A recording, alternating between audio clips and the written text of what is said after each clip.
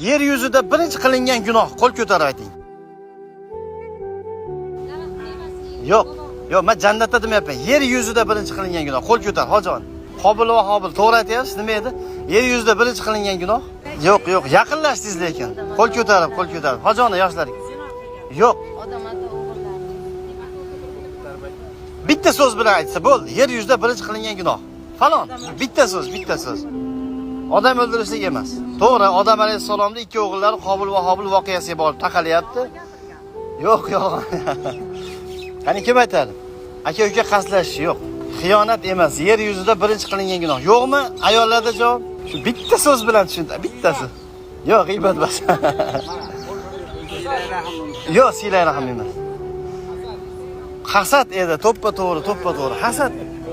Yer yuzida birinchi qilingan gunoh hasad bo'ldi. Tamom. O'sha Odam alayhisolam ikki o'g'illari hasad qilishgan.